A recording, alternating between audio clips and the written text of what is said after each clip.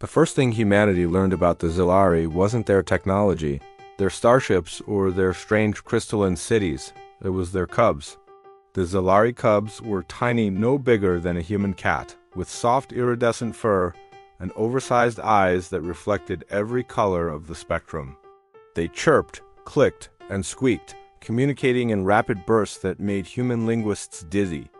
When the Zelari delegation arrived at the United Terran Station for the first interspecies cultural exchange, the human diplomats expected formal ceremonies, scientific discussions, and careful political maneuvering.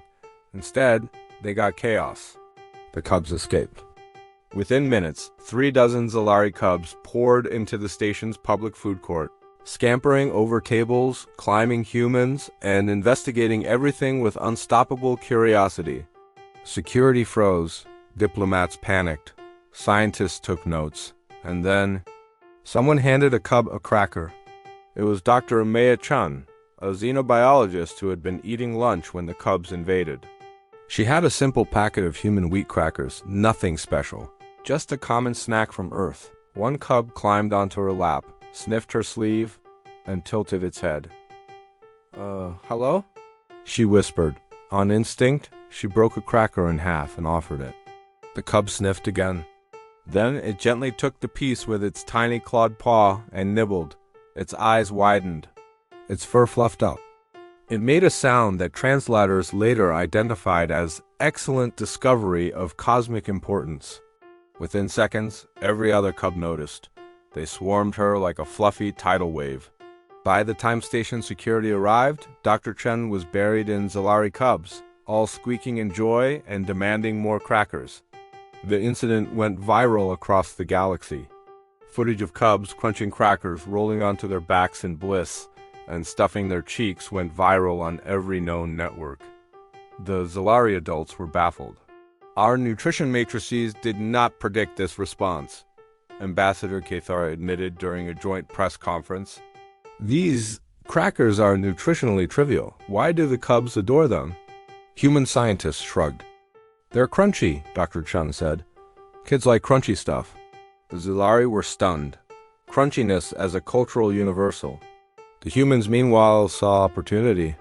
Within weeks, Terran companies began producing Zelari-safe crackers, carefully engineered to meet alien dietary requirements.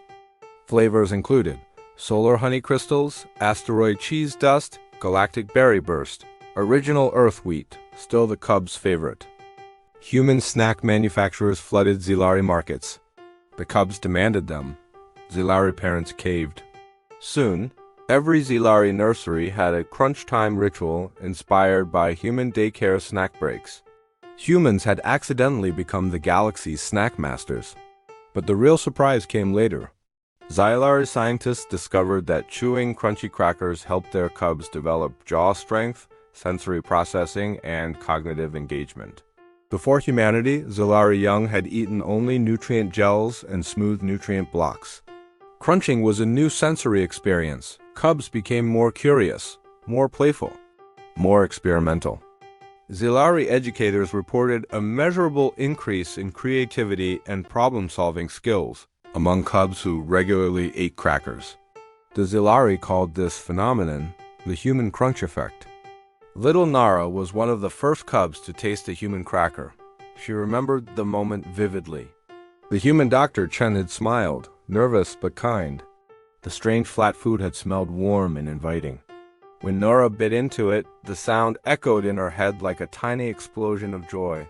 Crunch. She loved the sound. She loved the feeling. She loved how every bite felt like discovering something new. Now, years later, Nura was a student at the Interstellar Academy, studying xenopsychology. She still kept a packet of crackers in her bag.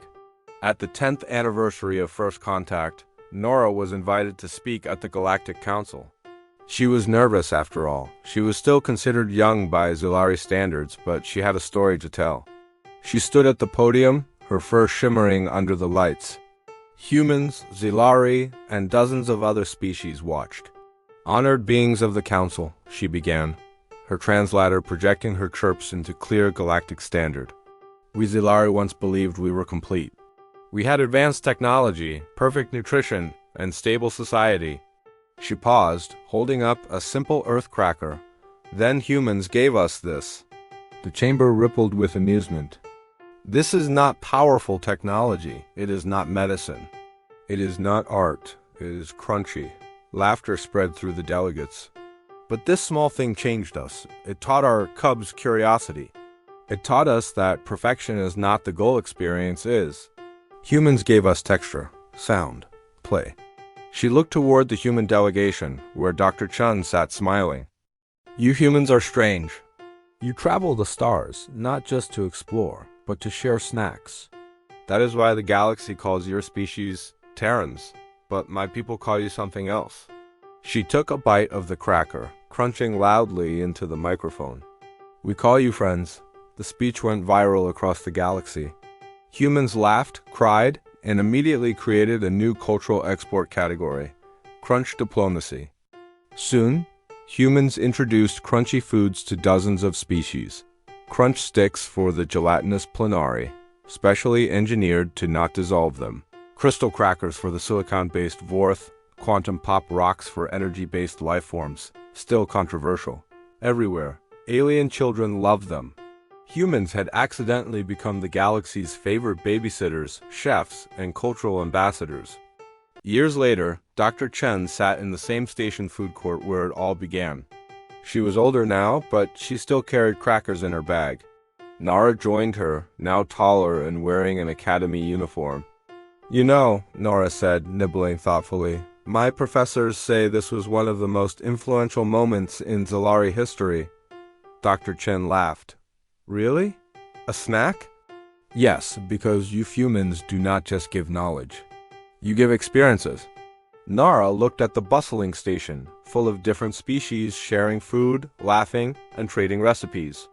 You taught us that joy matters. Dr. Chen smiled, breaking a cracker in half and handing it to a nearby human child and a Zelari cub sitting together. The cub took a bite, crunch. The child giggled.